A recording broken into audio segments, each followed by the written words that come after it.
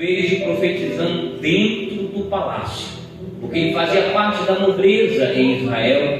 E quando Nabucodonosor o leva para a Babilônia, leva-o também para dentro do palácio, porque ele era uma pessoa instruída, e Nabucodonosor queria aproveitá-lo para trabalhar em seu reino, por ser uma pessoa sábia. Então Daniel está ali justamente também exilado com Ezequiel, que estava à beira do rio Quebar, com os outros povos e com seus amigos, seus 3 amigos em destaques, o livro de Daniel vai nos falar, também exilado ali na Babilônia. Agora escute bem, a história de Daniel, eu não sei se você já teve a curiosidade de pegar o livro e ler, não digo nem estudá-lo, mas pelo menos ler. Mas a história de Daniel é muito interessante, mas o que a gente mais lembra quando a gente fala de Daniel é Daniel na cova dos leões. Até as criancinhas, se nós perguntarmos a ela sobre Daniel, o que ela vai lembrar e nos contar é que Daniel esteve na cova dos leões. Pois bem, Daniel, o livro do profeta Daniel, é um livro não muito extenso, mas a partir do capítulo 9 a gente vai ver que boa parte dos escritos é escatológico. Boa parte dos escritos, Deus, através do seu mensageiro, instrui a Daniel, ensina e mostra a ele coisas que ainda viriam a acontecer. É o profeta Daniel que vai profetizar aquelas 70 semanas, hoje chamadas as 70 semanas de Daniel. E justamente em Daniel vamos ter o esclarecimento do que representa as 70 semanas. Justamente aqui no capítulo 9, que quando ele tem uma visão daquela grande estátua, que no final ela é esmiuçada com uma pedra que vem de longe e quebra os pés, que era de barro, misturado com bronze, com latão, e destrói toda aquela estátua. Ele não compreende aquilo, vai orar e faz 21 dias de oração, e o anjo, Deus envia o anjo para entregar a ele a revelação daquilo que ele tinha visto. Então aí a partir do capítulo 9 nós vamos ver o anjo trazendo a Daniel mensagens daquilo que ainda iriam acontecer, algumas coisas das quais já aconteceram, no período a qual Israel sai da Babilônia, sai do cativo, o rei da Síria libera, o rei Ciro libera o povo de Israel a sair. Depois de 70 anos dessa profecia de Daniel, o próprio Ezequiel profetizou, Jeremias profetizou que ficariam 70 anos. Depois desse período retorna. Tudo isso aconteceu, mas ainda há coisas que ainda estão para acontecer. E quando a gente abre aqui no capítulo 12, você pode ver que ainda o anjo está a falar com Daniel, e ele vai contar a Daniel ainda sobre o tempo do fim. Para quem tem livro de estudo, vai ver que o capítulo 12 tem a epígrafe dizendo o tempo do fim. E ele inicia o primeiro versículo dizendo assim: olha, nesse tempo levantar-se-á Miguel, o grande príncipe, que se conserva junto dos filhos do teu povo, e será um tempo de tal angústia qual jamais terá havido até aquele tempo, desde que as nações existem.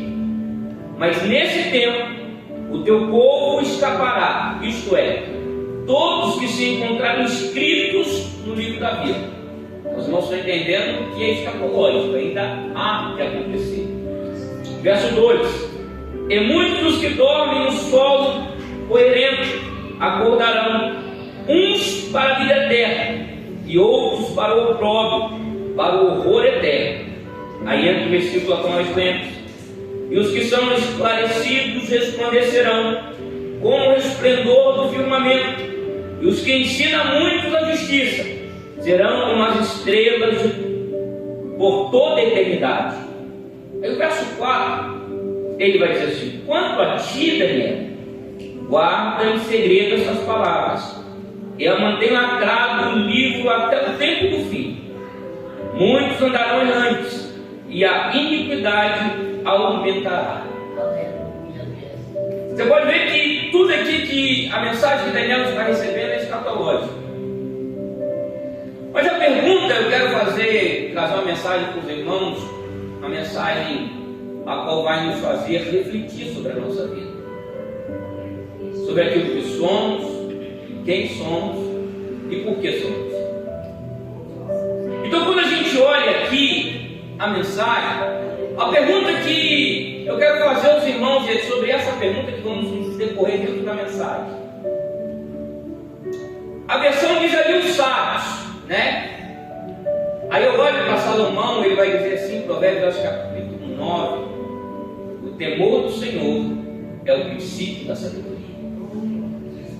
Então pode ver que para que sejamos ou chegamos a ser sábios, o caminho está onde? Em temer a Deus. Aleluia. É o temor do Senhor. E com base nisso eu quero trazer a lembrança dos irmãos, né? Eu sei que todos nós já ouvimos um pouquinho, justamente sobre a chegada de Daniel mais seus 3 amigos na Babilônia.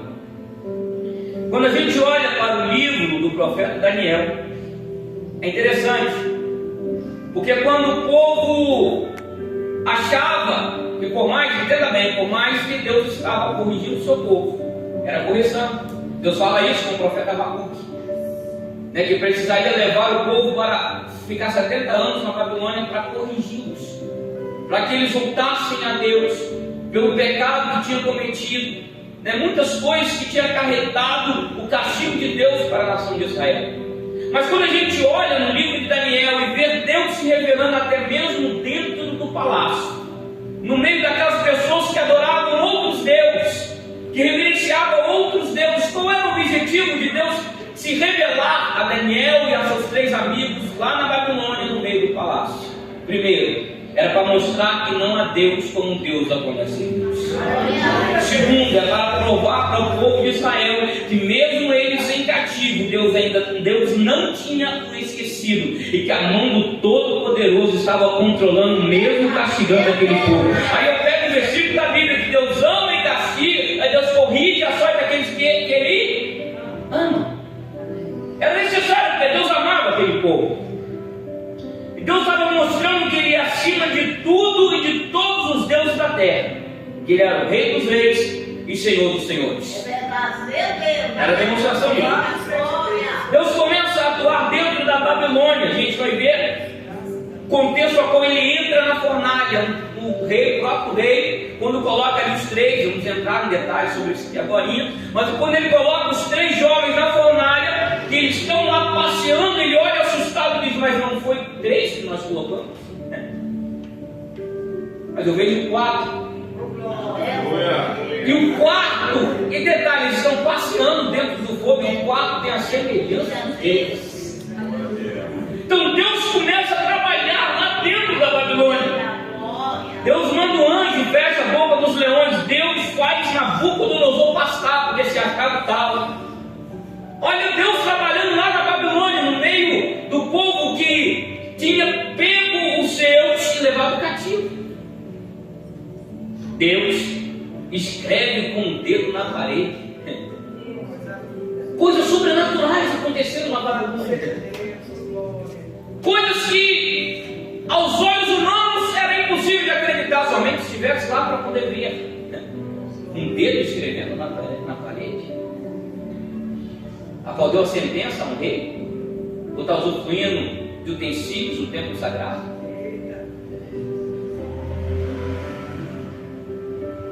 No reinado do rei Joaquim, os caldeus invadem Judá, no ano 609, como eu disse. E o chefe dos eunucos, Aspenaz, separa jovens que fossem a excelência dos que lá estavam, sem defeitos, cultos e inteligentes, e passaria por um treinamento de 3 anos. Quem é que estava lá? Daniel, Ananias, Misael e Azarias. Estava.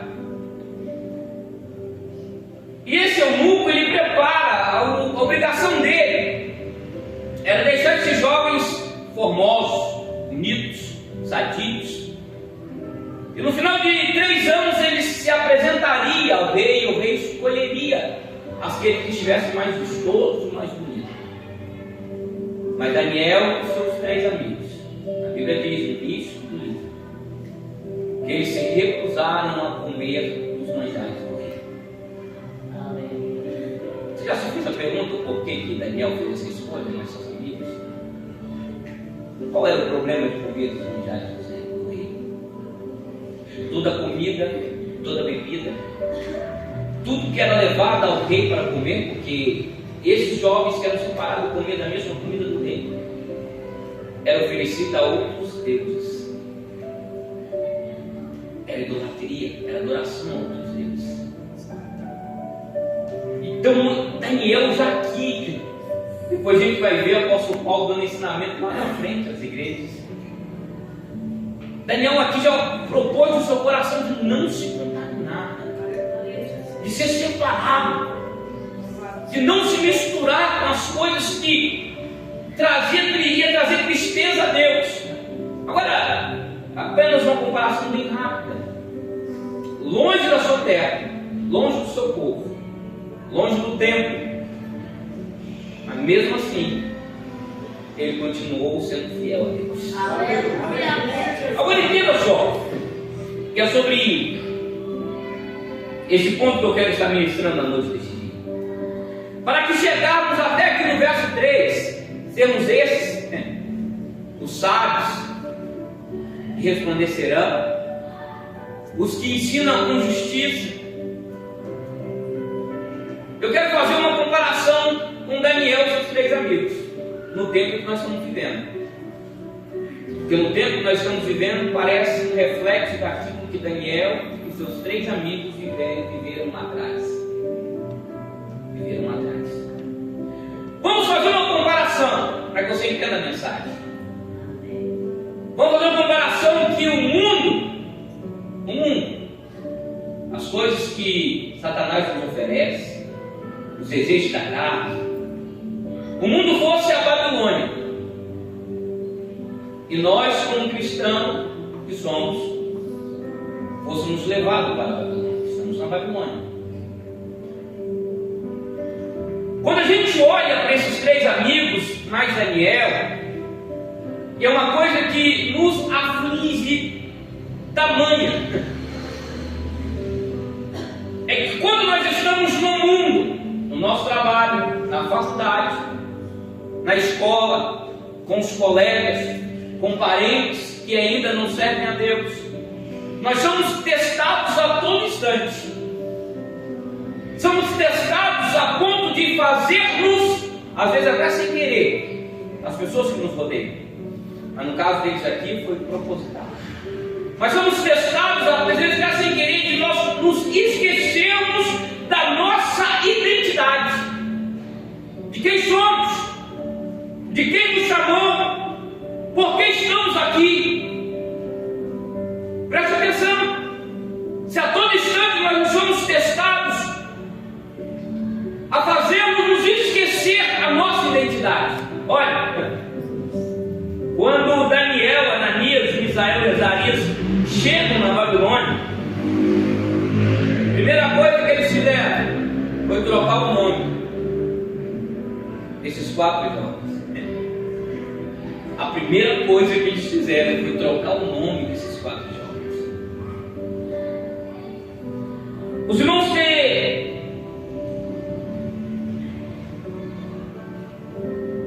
o que estava acontecendo. O nome Daniel significa Deus é juiz. Trocaram o papel de Sazar. Senhor dos tesouros.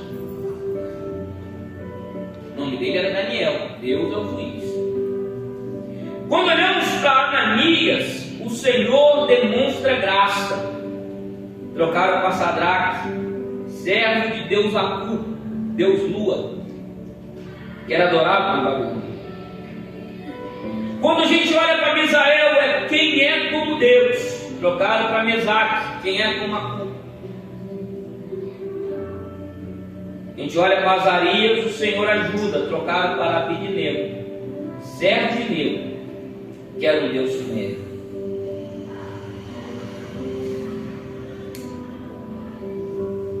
O pior é que nessa questão da identidade, quando estamos na Babilônia lá fora,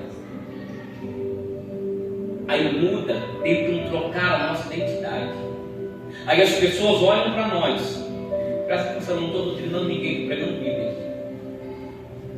As pessoas olham para nós, não sabem se somos cristãos ou não. Não temos mais a identidade de Cristo em nós. Não carregamos mais o brilho de Cristo em nós. Porque estamos nos misturando com os manjares do meio. Estamos nos misturando com as coisas do mundo. O maior problema, vou colocar assim apenas para você poder entender, para Deus não tem problema, mas é apenas uma comparação. Mas o maior problema para Deus não foi tirar o povo do Egito, pastor Sérgio. Foi tirar o Egito dentro do povo. O maior problema para Deus. Porque tirar o povo do Egito foi fácil, entre aspas, né? Moisés passou num carro com as 10 pragas. Mas olha só, em alguns dias tira-se o povo do Egito. Mas precisou 40 anos para tirar o Egito de dentro do povo. Porque a identidade daquele povo não era mais a identidade daqueles que os patriarcas tinham ensinado. Abraão, Isaac, Jacó. A identidade daquele povo não era mais aqueles ensinamentos que aquele amigo de Deus chamado Abraão ensinou ao seu filho, que ensinou aos seus netos, bisnetos, tataranetos. Já não tinha mais identidade, porque tinham sido trocada. A Babilônia trocou a identidade. Aí eu pergunto, como ser, como cumprir o versículo 3 na nossa vida, se nós não temos a identidade de Cristo mais? E detalhe, se nós não corremos para buscar, ainda corremos o risco de ficar aqui no toque da trombeta. Ainda corremos o risco. Aleluia. Lembra das 5 virgens nesses? Correram para tentar buscar azeite, mas foi tarde demais. Dentro ainda aqui dos jovens, que eu quero mandar uma mensagem falando sobre eles. Além de tentar destruir a identidade, trocando o nome. Você sabe por que Nabucodonosor tentou destruir a identidade daqueles homens? Você sabe por quê? Qual era a intenção de Nabucodonosor? Fazê-los esquecer de Israel. Fazê-los esquecer de quem eles eram, da onde tinham saído e do Deus que eles adoravam. A intenção de Nabucodonosor era simplesmente essa: fazer esquecer quem eles eram. Pode ver que no decorrer aqui do que a gente vai falar, você vai ver que faz todo sentido. Porque quando eles chegam, a segunda coisa que eles fazem é trocar as roupas daqueles homens. Eu não sei se você sabe, mas os judeus nesse período, eles tinham um estilo de roupa só deles. Só eles se vestiam daquele jeito. O que mais parecia um pouquinho com eles era o samaritano, eles não se diferenciavam. Tanto que um judeu e o samaritano se conheciam à distância, somente por olhar vestimenta. Então eles tinham um estilo de roupa. Mas aí quando chega na Babilônia, até o estilo de roupa que eles tinham precisou ser trocado. Porque quando eu olhar no espelho, eu não posso me lembrar de onde eu saí. Eu não posso me lembrar dos ensinamentos que eu tive. Quando eu olhar no espelho, eu não posso ver um judeu, um israelita, eu tenho que ver um caldeu. Eu tenho que me parecer com o povo daqui. Você já prestou atenção que hoje, em especial os jovens, né? A pressão que fazem para que todo mundo pareça com as modas que eles lançam em fora. E rapidamente nós queremos também ficar igualzinho a eles.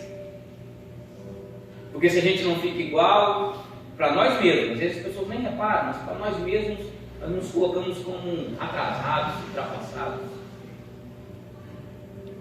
Queremos seguir a moda, a mídia, as coisas que fora dita. Vou repetir de novo. Não estou doutrinando ninguém. Mas eu assisti pouco tempo atrás um trechinho de um vídeo, estava rolando aí na internet, tenho certeza que alguns irmãos que devem ter visto. Um trecho de um pedacinho do programa, aquele Esquadrão da Moda, onde eles pegam uma mulher que se diz cristã. E na parte do programa eles pegam algumas roupas e jogam fora, né? Que dão cartão para a pessoa ir lá fazer novas compras, novas roupas.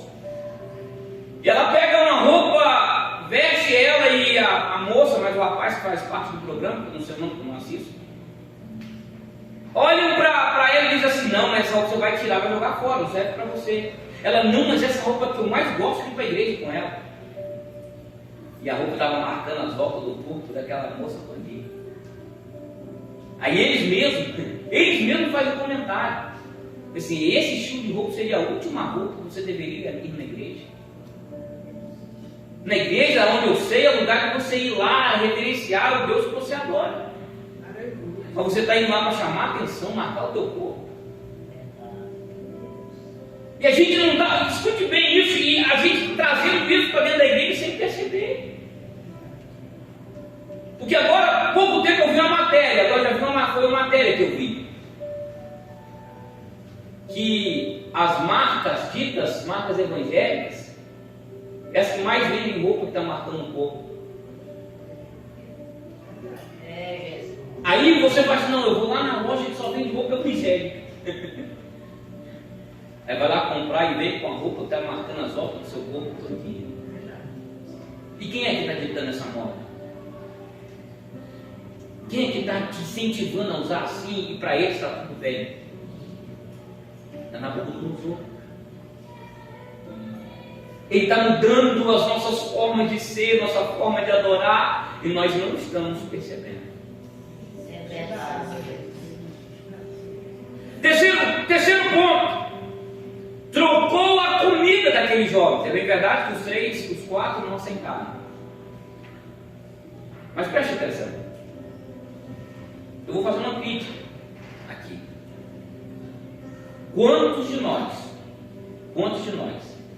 temos deixado de nos alimentar da palavra? Temos deixado de vir ao culto de terça-feira, vir à escola dominical, aprender da palavra, e perdemos o nosso tempo em pregadores de youtubers, Facebook, redes sociais. Quantos de nós? E detalhe, eu vou te dizer algo aqui que eu sei que você não vai ficar surpreso que eu vou te falar. Eles não têm responsabilidade com aquilo que você está aprendendo. Se você está aprendendo errado, o problema é seu. Aí a bucha vai ficar para o seu pastor. Nós não tiramos tempo mais para nos alimentar da palavra. Aí escute bem isso, que isso é verdade. Aí qualquer coisa que ouvimos serve de alimento. Só que parece aqueles pastel de vento de rodoviária. Só massa, sem recheio e cheio de gordura. Só empazina, mas não te alimenta. Você até parece que está cheio, mas não te sustenta. Não te dá solidez. Porque eles estão trocando a nossa comida. Pode pesquisar no Google. A Bíblia é um dos livros mais vendidos, mais ou menos lido. Mais ou menos lido. É bom demais ler um livro de autoajuda, ou ler um livro que vai me instruir emocionalmente, Max Lucado, por exemplo. Mas estamos trocando tudo isso pelo alimento verdadeiro. E é por isso que todas as vezes a gente busca uma coisa, quando conquista, a gente sente vontade de buscar uma outra. Não estamos saciados com nada. Porque o que nos sacia é a água viva. Só Cristo pode nos dar através da sua palavra. É isso que nos sacia. É isso que nos sustenta. Então entenda que quando eles, entenda bem isso, agora vou trazer os 4 amigos de novo. Quando eles não resolvem comer os manjares do rei, e o eunuco se preocupa dizendo assim: olha, isso vai dar ruim para mim. Não se preocupe. No final dos 3 anos, Daniel, mas os 3 amigos eram os mais vistosos de todos os jovens que lá estavam. E detalhe, eram os mais sábios que lá estavam. Está vendo onde está o segredo de ser sábio? É o versículo que está aí, que nós lemos ele, que é o tema da campanha. Eu tenho certeza que quando lemos, todos nós olhamos também, mas bem que eu quero ser um sábio desse, né? Quero ser um desses, olha, que instrui a muitos, que ensina a justiça. Para quando chegar aquele dia, estar ali, ó, ser como as estrelas, você vai estar brilhando eternamente. Mas existem passos a seguir. Agora escuta. Ainda tem um pouco de tempo para terminar a mensagem. Eles também trocaram a língua. Chegaram falando aramaico. Mas quando lá estavam, tinham que esquecer a língua qual eles usavam lá em Israel. E falar a língua que os caldeus falavam.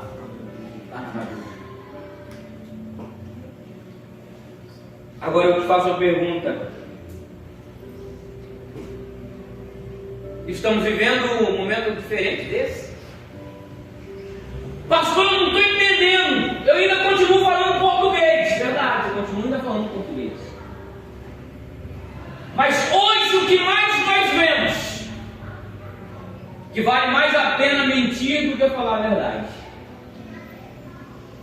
O que mais nós vemos é que vale a pena enganar do que sermos sinceros, sermos honestos. Trocaram a verdade pela mentira.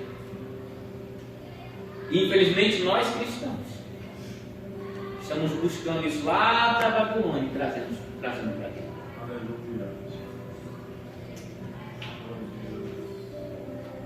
Porque mentir é mais fácil do que falar a verdade. É mais fácil. E como um Deus, a Bíblia diz que ele tem 7 olhos de fogo. Cristo revelando a João lá na ilha de Pátmos diz que ele passeia no meio da igreja. E como esconder a verdade dele? Se ele me conhece, se ele te conhece. Como esconder? Como esconder a verdade dele?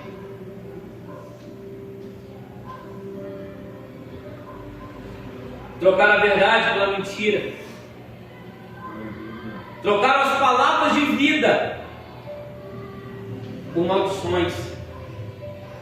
Nós estamos aprendendo a amaldiçoar as pessoas. Mas a própria Bíblia diz assim que não tem como sair água boa e água salobra de uma mesma fonte. Precisamos voltar aos princípios. Trocar o Evangelho de Cristo por autoajuda, massageando o ego. Em quinto ponto, eles trocaram as nossas, ou estão tentando trocar as nossas músicas, assim como fizeram com aqueles jovens que lá estavam.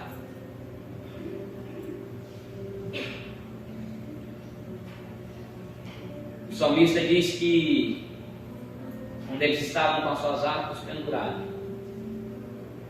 Os povos da Babilônia olhavam para eles e diziam assim: cante agora, adore agora.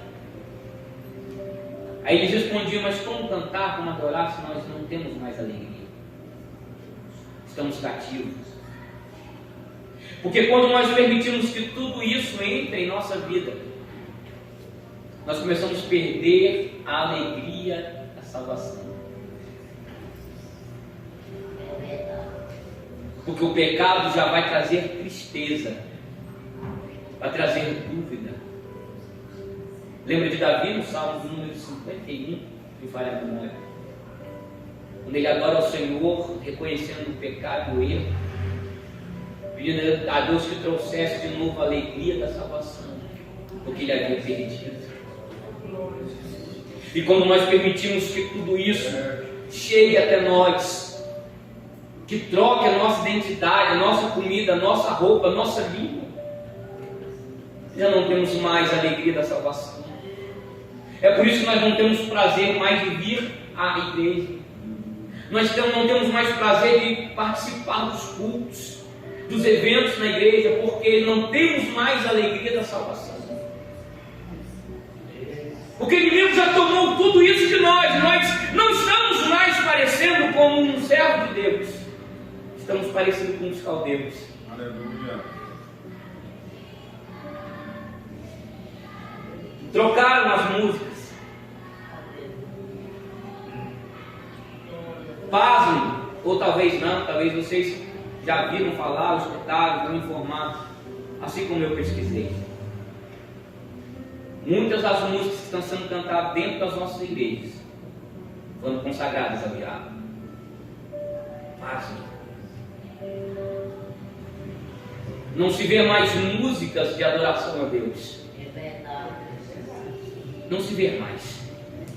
O que nós vemos são músicas que vão massagear o nosso ego, música de alta ajuda. Para que você escute, levanta a mão, chora, mas quando você sair daquela porta, você não lembra nem o que foi falado aqui dentro. Esta palavra precisa confrontar comigo, para que quando eu saia lá fora, ela me transforme. Ela venha me remoer dia após dia. Mas quando eu só presto atenção naquilo que massageia meu ego, eu saio daqui para fora, dizendo assim: ah, Deus vai me exaltar, Deus vai fazer isso comigo. Não olho para o meu erro, para o meu pecado. Escute, olha Daniel. Nós estamos falando dele, olha Daniel. Porque quando ele está lá no capítulo 9, quando o anjo vem trazer revelação a ele, a Bíblia diz que ele está orando. Ele está orando. Às 3 horas da tarde, no horário do segundo sacrifício, ele está orando. E a oração dele diz assim: Pai, perdoa os meus pecados e perdoa os pecados dos meus antepassados.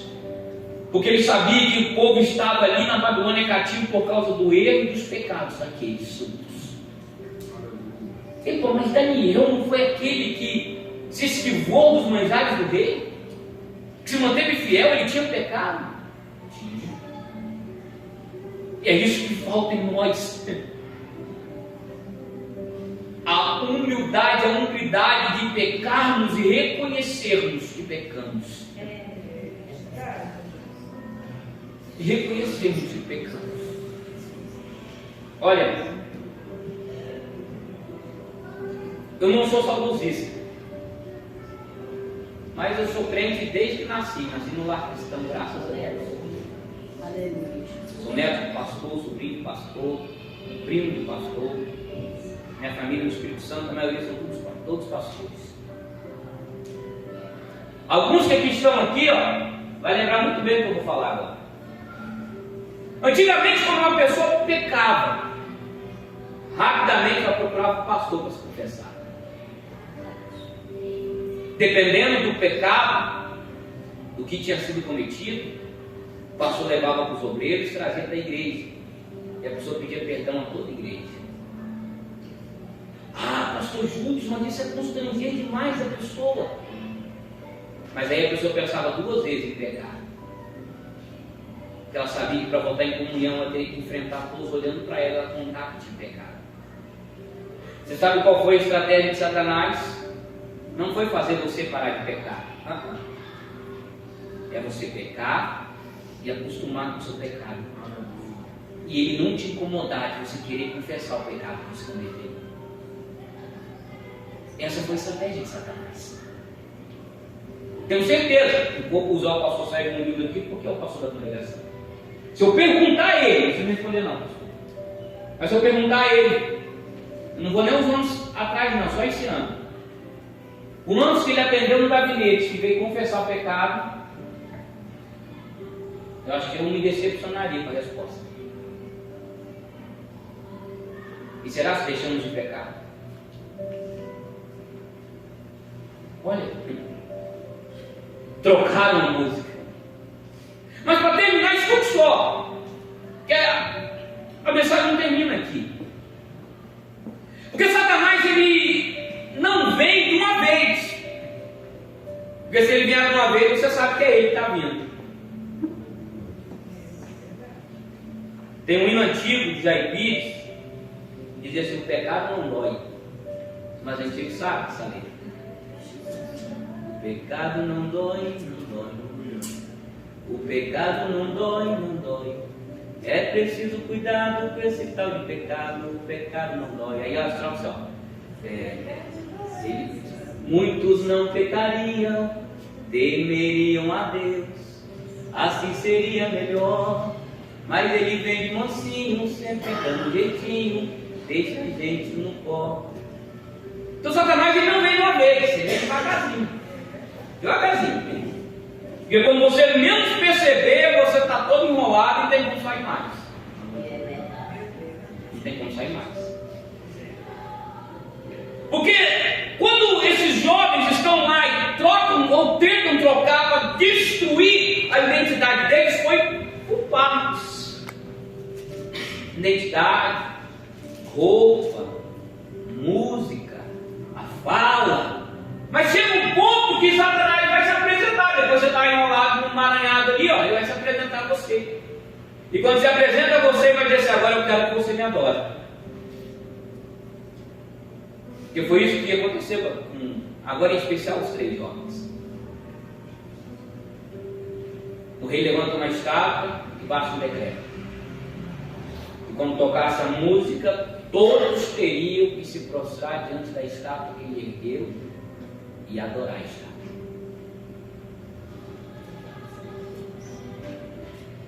Pensa você que está diferente? Satanás está sendo adorado no estilo de vida que nós estamos levando. Satanás tem sido adorado da forma que nós estamos falando, andando, vestindo, com as nossas amizades, com aquilo que estamos vendo, aquilo que estamos ouvindo. Ele tem sido adorado. Mas o detalhe é que ele quer colocar em nós, na nossa mente: vocês não podem ser diferentes. Vocês têm que adorar os mesmos deuses que o mundo aí fora adora. Porque você ser diferente, você ser taxado como um careta, como atrasado. Precisa entrar na moda. Você não pode ser diferente. Ser crente aqui, ó, é muito fácil dentro da igreja. Muito fácil. Todo mundo vem bonitinho, animadinho, engomadinho. Um cara de crente, um máscara de crente. Mas lá fora é que nós temos que dizer se realmente nós somos crentes. Eu estava ministrando um domingo de manhã escola dominical e teve um assunto. Nós entramos e eu falei, eu quero usar essa mesma frase para nós aqui. Todos nós, é lógico que eu estou generalizando, E anda bem. Não digo que o pastor falou isso de você. Não sei como é que é a sua vida. Mas todos nós, antes de vir à igreja, abrimos o nosso guarda-roupa e pegamos uma capa, uma máscara, para mostrar aquilo que às vezes nós não somos e nem estamos vivendo. Repito, estou generalizando, é verdade. Mas boa parte daqueles que vêm à igreja. Mas o que mostra que realmente somos é os frutos que estamos dando lá fora.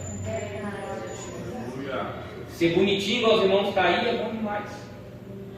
A Bíblia diz que a figueira que Jesus amaldiçoou e secou, ela estava bonita, cheia de folhas. Mas quando Jesus chega debaixo dela e procura, não tinha nem fruto. Só folhas. Só aparência. Não tinha nenhum fruto para provar que era uma figueira. Ou para provar que era uma árvore que poderia alimentar o homem. E se Jesus viesse aqui nessa noite, aparecesse aqui, procurasse fruto de nós, será que se acharia fruto? Será que se acharia fruto em nós?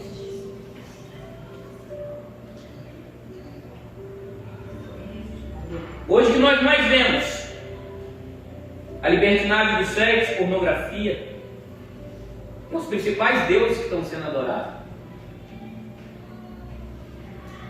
Eu sei que não é um culto de jovens, mas vale a pena falar, tá? Virgindade hoje é caridade. Caridade. Porque sexo é o Deus do momento. Sexo e mamon, dinheiro, é o que as pessoas mais buscam. Agora a pergunta para terminar a mensagem, eu já respondo. Por que esses jovens foram bem-sucedidos? Que todos nós sabemos da história, eu falei no início da mensagem. Eles foram lançados na fornalha, que foi aquecida 7 vezes mais. Até os soldados que foram jogá-los na fornalha foi queimado. E eles é lançados na fornalha. Dentro da fornalha eles começam a passear dentro do fogo com um homem a mais. Aí a pergunta é: por que eles foram bem-sucedidos? Por que chega lá no verso 3, a mensagem para Daniel diz: os sábios, pois, resplandecerão com o resplendor do firmamento. Qual foi o segredo? Você pode ver que no capítulo 2 já tinha acontecido tudo isso aqui que eu estou relatando. Qual é o segredo? O segredo está em rejeitar, ou em partes, ou na totalidade, tudo aquilo que oferece para nós adorar outros deuses. Sabemos que só um Deus devemos adorar. É verdade. É o Rei dos Reis, Senhor dos Senhores. Deus que tem todo o poder, que criou os céus e a terra. É só Ele que devemos adorar. Segundo, eles preferiram a fornalha do que negar o Deus a qual eles serviam. Mais vale a gente sofrer na terra, passar por lutas, às vezes até desprezo, mas saber que há um céu que nos espera. Tem um hino da Lauriette de palavras, né? Que muitos irmãos conhecem. Fala ainda aqui: para te servir, Jesus, eu tenho que chorar. Alguém tem costume de cantar ele? Vamos cantar ele para terminar? Vem, pastor, então, aí junto aqui, por favor.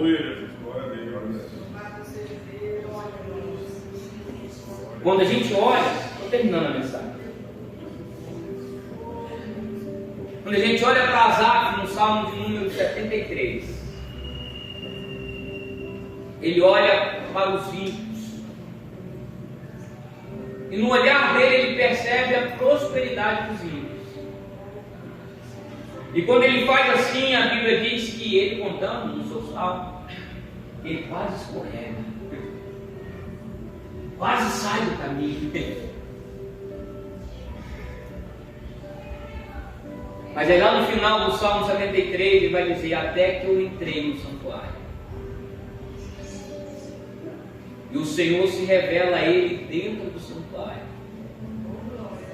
E uma das principais e melhores revelações que Deus traz a ele, aleluia, é que ter Cristo é a nossa melhor herança.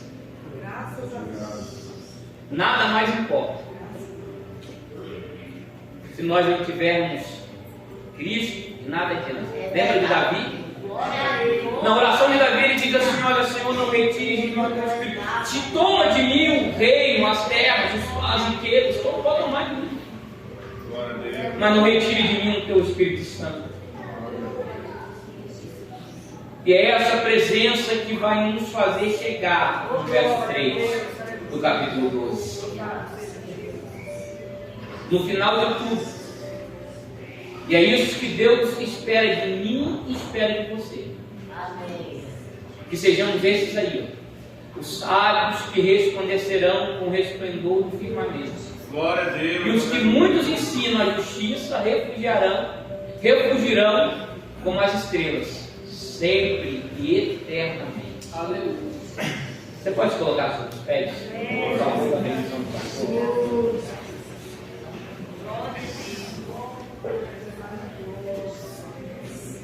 Quando a pastora estiver cantando esse hino, eu queria que você fizesse a sua oração.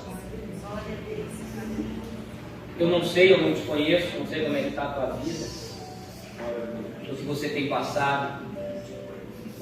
Mas diante dessa mensagem que Deus colocou no meu coração, que vale a pena. Vale a pena ser injuriado, vale a pena ser rejeitado.